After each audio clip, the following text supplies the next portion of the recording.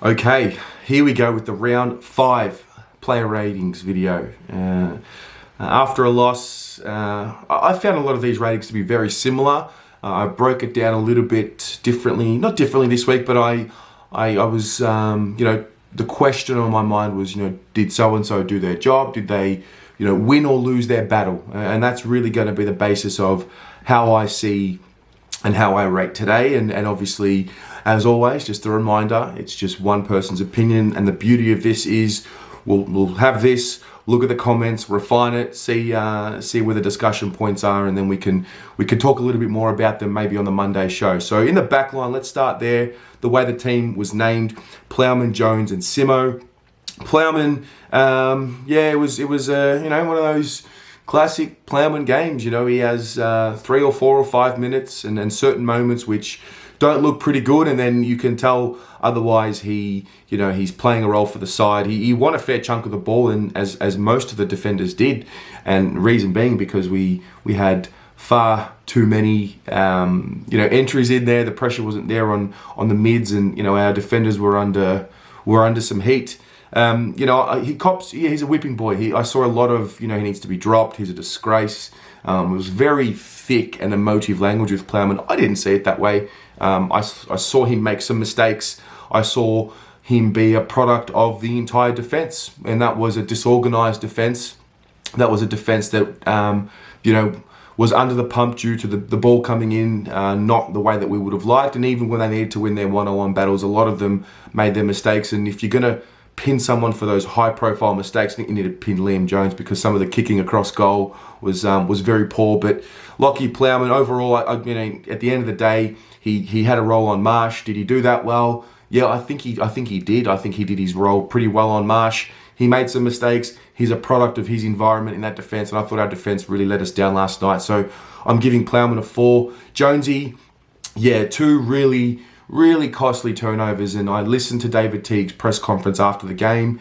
They asked him about some of these kicking skills, and Teague said he backs him in to make those kicks. I don't know if the kick across goal is a kick that we want to be making. The Saints set up perfectly last night. They didn't let us use that switch that we have been doing pretty well with this group.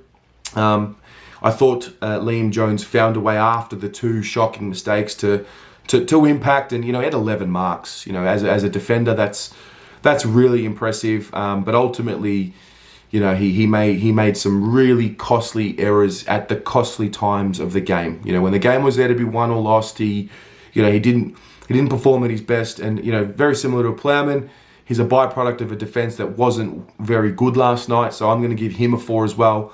Simo, I thought Simo, he won his fair share of the ball last night, which I guess from a certain standpoint is pleasing. I found myself last night when I was watching Simo, I found myself saying, gee, he looks slow. Some of the contests that he was getting to, it was just really slow, and obviously, he doesn't have pace anymore, and that's okay. We know what stage of his career that he's at. But again, very similar to the other 2. I thought he lost his battle. I know he won a lot of the ball, and last week I was very stat centric, and so maybe I should be giving him a little bit more of I guess credit for that. He did kick the ball at a pretty high efficiency. I'm only going to give him just a bare pass mark. I think because he was able to generate some offense for us, but I'm not going to lie when I say that when I watched him play last night, I started seeing moments of real, just slow. And we love Simo, obviously grateful for every game he plays, but if there is someone in the reserves, and this is what I've said all year, I want by the end of this year, as much as the fairy tale of Simo playing in our premiership side is there, I want somebody who's coming up to absolutely push him out of the side. Maybe that won't happen this year with Newman out for the season, but I think it'd be a sign of growth for the football club if we had someone else, I don't know who it is down there in the 2s and the practice matches, to really take over and force him out, because it would just mean the takeover is there. And, the football club comes first for me, but this isn't a knock on Simo. This is just more, I'm thinking about our footy club moving forward. So Simo, a pass mark, just. Doherty, I thought the Saints nailed that match up perfectly. They put Geary on him and made him accountable, and A lot of talk throughout the week about Jack Noons playing this midfield role where he goes back and allows Doherty to get free. I think we can put that to bed now. So yeah, I thought Doc was, he still won his fair share of the ball. He still drove the ball forward for us. He didn't hit that 500 mark. I think it was 385 metres gained. So yeah, there was work put into him. Did he win his battle, his personal battle on the night? Probably not his direct matchup, that's for sure. But I thought he still won enough of the ball. He had the 20 touches, took the 8 marks. Had a shot on goal, which was a beautiful kick, just didn't kick it. And obviously this season, I know he's had an amazing start to the season, but this season always has been about, let's just get him through the year. He's coming off the 2 knees. And so I found myself going back to that mindset with him. So it's just a pass mark for me. But, I could be being a little bit too nice to him because of the fact that the matchup was there. But, I still thought I saw enough from him. Wiedering, we talked him up and, he's had a fantastic start to the year. And like I said last week, there's still going to be hiccups. There's still speed bumps. What I did enjoy about his game last night, well, let's start with what happened. I thought King, that kid, that reach, no one's going to stop that. If he's reaching as high as he's reaching, very few defenders are going to be able to stop that. I thought King's first mark and goal was interesting. He absolutely threw Jacob Wiedering to the ground. Now, I wasn't sure if Wiedering sort of flopped and played for the free kick. I don't think Wiedering's that type of player. But he literally just was thrown to the ground and, King got free for the goal and he took another one as well. And what Wiedering has been able to do, and this was even evident last year, if you go back to the Adelaide game, Tex Walker kicks 2 early goals and then doesn't kick any more than that. And that's really what it's got to be for Jacob Wiedering. I don't feel like there'll be too many games this year where someone kicks 4-5 on him. And fair play to him for not allowing King to go on with his game. He did have 2 very impressive goals, and they were directly on Wiedering. But Wiedering did not allow him to continue on with that. King's had 5 touches and he's kicked 2 goals. So as a matchup, you probably just take that. But having said that, from what I've seen from Wieders this year and the heights that he has reached, I thought he was again a byproduct of a losing defence and a disorganised defence. And for that reason, I'm going to give him a 4. He's raised the bar, and I'm judging him accordingly now. Samo, said it last week, and I probably gave in to the comments last week, and the job he did on Tipper was fantastic. I didn't see him do a specific lockdown job last night, and if he did, I don't think he did it well. He is, there is an offensive flair that we all want to see from Samo. My understanding of when he was put back down across half back was that we want someone who can generate attack for us moving forward to help out with what Doc can do, and I guess maybe even be a Simo replacement type role. And Samo early, first quarter yesterday, I noted him down. There were two specific marks where he was just caught behind his man. The second one, I think it was I can't remember who it was, but the St Kilda player kicked it off to another St Kilda player. So Samo was sort of let off the hook that the shot on goal didn't come. But, it set the tone. And his defensive work there wasn't good. I thought his offensive work suffered because of it. Is it a case of he's focusing now too much on this defensive role that he's lost his offensive flair? And it kind of reminds me of Bryce Gibbs a little bit, a midfielder that we draft who we put across half back so we can find some ball, find some form, generate some attack for us, and then all of a sudden he's left in this.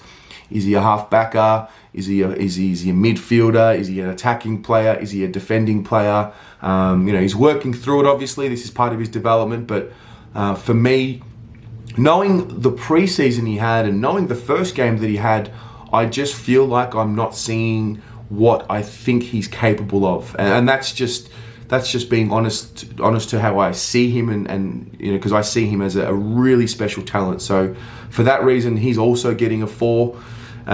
In the centre line, Murphy, Cripps and Walsh. Murphy, he wasn't a great game from Murph. He did have the tackles. He laid the 3 tackles. He got around, had his moments, and I just thought he was part of part of a losing section of the ground, and he was reported. I spoke about it in my review. That was absolutely ridiculous, and I'm not even going to give it any attention in terms of should he get a week or should he not. If he gets a week, there'll be anarchy in the Carlton internet fraternity. So let's see how that goes. But ultimately, Murph was probably down in his output. I'm going to give him a 4 for his game. Cripps was next. Cripps's opponent was the best on ground. He lost his battle the way I saw it. It was important for him to respond after half-time, after such a poor first half. And listen, with Cripps, I just feel like he's got to go back to the basics and what made him a great player, that brute strength. When Steele's putting the body pressure on him, maybe in that situation you don't go with strength on strength. Maybe you've got to be on the move. Cameron Ling made an interesting comment. Obviously, he was one of the all-time great taggers in the game, and he was saying as a tagger, what you hate is when your opponent is always on the move, whereas Cripps tries to wrestle and then get the ball. So that's maybe something for Cripps to think about. But end of the day, let's look at the first quarter. When the game was there to be won, and it was important to get off to a good start, he had 0 tackles in the first quarter and 3 possessions, and Jack Steele had 9 possessions and 3 tackles. So let's start there. Let's start there. Bring the tackle heat. You are 6'4". You are our captain of our football club, and you needed to lift. So fair play to him for lifting in that second half, but ultimately it was junk time. I think the third quarter that's not junk time. That's there still to be won. But in that fourth quarter, he kicked a nice goal, but it's going to be forgotten about because it comes in a losing effort. And so for that reason, I thought he lost his battle on the night. I'm going to give him a 4 as well. Walshy, sort of back to that not as prolific performance.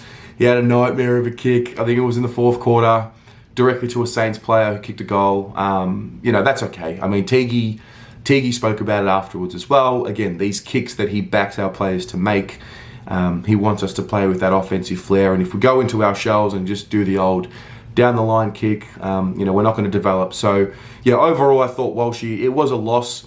What did he have in the tackle count? It was a 0. So that for me is poor. Still, 20 years old. So happy birthday to him for yesterday. But it wasn't a win. It wasn't a win for Walshy on the night. So I'm also going to give him a 4. Mitch McGovern, so the half forward line, McGovern, Casbolt, and Martin. Mitch McGovern, very poor. He set up a goal for Noons in the fourth quarter, and that was kind of it. I thought the effort in the first quarter to get a hand on that ball was just stiff. The ball bounces back up and goes in for a goal. I'm not going to blame him for that, but the forwards suffered, all 3 of them.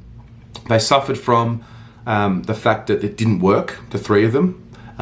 They didn't have a synergy about them. The ball going inside 50 was poor, and they're just out of form for last night anyway. So I thought Mitch was poor last night. I mean, I didn't see him offer too much. Obviously not at the game, so I can't see much of his work rate. I can't see much of what's going on there. So, I gave him a 2 for his game because he is the big investment. He is not just a little role player. We need him to lift in that forward line. At the moment, Levi's the best out of the 3.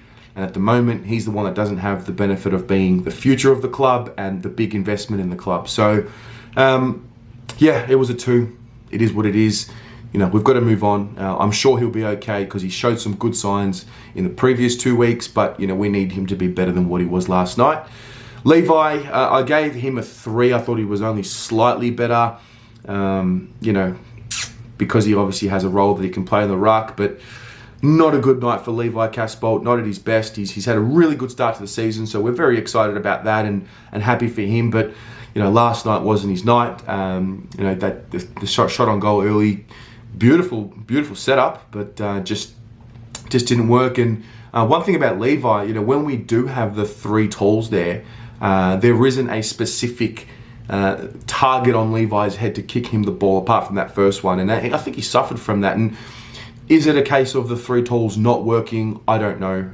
End of the day, the coaches will live and die by their decisions. They want to work with this 3 tall attack, and so we're just going to have to wait and see how it eventuates. So I thought Levi was no good. I thought he lost lost his personal battle in terms of what he had to do for the game, and for that reason I'm giving him a 3. Jack Martin, I thought he was our best player on the night. Everything was there. Attack on the footy, spread, nine marks, tackles, 3. He's a goer. He's an absolute goer. And last week I spoke about how he was a little down on the week before, and it was important for him to make sure that down game last week didn't become 2 weeks in a row, and I thought he did that very well. I gave him an 8 for his game. It was hard to give someone an 8 for the game, but I really did believe that he deserved it. So well done to Jack Martin. It was a really good performance, and it continues to become a story of a really good recruit for us. So really pleased with that. Forward line, we've got Eddie Betts, Harry Mackay, and Gibbons. Betts, kicked the goal, which was nice, and it was the goal he kicked in the first quarter was. I remember it happening, and I remember saying, we just haven't had someone that could do that at ground level since Eddie was here. And so that was pleasing, but again, ultimately, 7 touches, 2 tackles and a goal. It's, I've spoken about it all year. What are we going to get? Somewhere between that 8 to 10, and he might get 1, 2 or 3 shots on goal. So yeah, having said that, it still wasn't a great performance. I'm going to give him a 4 as well. Harry Mackay, he's obviously not playing well. He's out of form, but let's look at it this way. Is Harry Mackay playing like a guy that missed a huge chunk of the preseason? Yes. Is Harry Mackay playing like a guy that, has got no continuity in this season, coming in and out of the side? Yes. The question then becomes, do you persist with him? Do you play him in the reserve, in the practice matches? Are these 12 on 12 or 16 on 16 matches enough for someone like a Harry Mackay to develop? And you weigh that up against, well, hang on, he's the future. You got to get games into him, but then he's not playing well. He's got to earn it. So, I'm somewhere there. I don't know where the coaches are. Based on what Tigi said last night, it would seem like Harry's going to get another crack at it next week, because he alluded to the fact that this is what they're trying to do. They're trying to make the three forward setup work. So, having said that, it wasn't a good game from Harry last night. I'm giving him a 2 as well, with Mitch McGovern. Gibbons is next. I initially didn't think it was a very good game. I went back and looked through it, and it was barely a pass mark, but I'll give him that. He did kick a goal, and the game was, we had to keep coming at this point when he kicked his goal, and he did, and it was barely enough, but I did find a way to give him a bare pass mark, so it's a 5 for me. Pitternet, so we got the followers, Pitternet, Cunningham, and Curnow. I thought Pitternet was beaten on the night by Marshall, and I thought this was one of the few occasions this season that I think is going to happen, whereby competing is all good and well, but he's just going to be outclassed. And I thought Rowan Marshall outclassed him. Pitternet did win the hit-outs to advantage stat, but ultimately I thought he was beaten on the night. With my ratings, I sort of try and look at, well, what is this particular player there for? And we know he's there to compete. Did he compete? I thought he did compete. I thought he did that. It's a bare pass mark for me. It's a straight 5 for me. We don't expect him or need him to be a superstar, but we do need him to compete, and I do see him doing that, so fair play there. Cunners is next, and it was the game that I spoke about in my review last week that I just didn't want to see this week. After such a big rise in his form, I didn't want to see him drop back down to these 12 possession sort of game. But having said that, I'm pleased to see that I can see that we're trying to shift the responsibility onto Cunners, onto Setterfield, onto Gibbons. I'm actually seeing that, and I'm pleased with that. And I thought Cunners was just one of those 3 who just didn't, this is going to be part of their learning now. Being able to take the responsibility of the midfield when Cripps isn't going well. Can you step up week to week? And he didn't do it too much last night. I didn't think he was poor, but I just didn't think he was as good as last week. So I thought, again, a midfield who was second to the ball, so he's a product of that. So I gave him a 4 for his game. Ed Curnow, I saw his game very similar. I thought, it was kind of neither here or there. He won a fair share of the ball, but I thought his kicking at certain times was pretty poor, and for that reason, I'm also going to grade him as a 4 as well. We go to the Interchange bench. We go to Williamson, we go to Noons, we go to Setterfield and Philp. Williamson, I saw him cop quite a bit of hate last night. I was quite surprised. I thought some of his kicking and the way that we set up and the way that we moved the ball was really impressive, and there was a certain pickup in the first quarter which was very crucial, and he made it and it got us going. I'm happy for him because this is where he's come. You've got to think about where he's come back from. I think that was game number 19 for him. He's coming back from his journey. He's had the 10 touches. He's won himself 3 free kicks. I thought he was okay last night. There were some errors late in the game where you just saw he fucked up. I remember there was one where he punched the ground, and he's going to make mistakes. But I saw enough there to sort of say to myself, that's all right, young fella. We've got to keep persisting because he's got that determination. He's got that grit, but he's just. We don't need him to step up in that defence. We need the others to step up to allow him to grow. So I'm giving him a 6 for his game, taking into the context what he is and where he is in his career and those sort of things. Jack Noons, again, I spoke last week about not really understanding his role on the side. Plenty of talk this week. Dan and I had a good chat about it on Monday on the show, and Dan was talking about, we look at Noons, and he's one of those players that can go back and be a relief for Doc.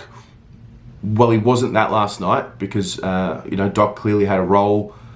Someone had a role on Doc, and I didn't see Noons affect that. Again, maybe I wasn't at the game, so maybe I missed out on that. I thought, if anything, Jones helped Doc out more than what Noons did. The stats will say a 14 possession, 1 goal game. Nice goal, nice kick. It was obviously... it was done and dusted, so I don't want to take the gloss off it, but it kind of didn't mean much. He's winning a good chunk of the ball, but he didn't use it very well, and it was what it was. I just didn't see him as a winner on the night, so I'm giving him a 4. Setterfield, I thought it was a very important game for Setterfield because I remember last year there was those exact shots on goal that he had, the snaps on goal. He was missing him, and I remember going to an open training session late last year, and I remember him practicing those exact shots with Severio Roca, and it was actually right before the Adelaide game where he kicked the winner, and so it was pleasing to see him finish those goals. And as a midfielder, that is so important for him. Good confidence boost for him. Was he part of a midfield that lost on the night? Yes, he was, but he was able to go forward and hit the scoreboard twice, and he also had another shot on goal from about 50, which was a beautiful kick. It just fell short. And so I think if I had to sort of rank, the 3 of them that we're giving that responsibility to, the Setterfields, the Gibbons, and the Cunninghams, it's probably that order for last night for me. So well done to Setters. I'm going to give him a 7 for his game. One of the few that gets above a 5. And finally, Philpy, well done to the young fella. He came in. It was a good opportunity for him to build off last week. He got his goal. I noticed him last night just there. Pressure was thereabouts. He was, kind of not where the ball was, but he was applying that pressure. Is it going to be enough to keep him in the side? I don't know. I don't know. We'll wait and see. But it was a step forward from the week before, which I think was the most pleasing thing. So it's going to be one of those situations where it's like, okay, well, he was better than last week. Can he go up again next week? So we'll keep him in. Or, not good enough. Fisher, that was the original selection. So do we go with Fisher? But that's it. I'm going to give him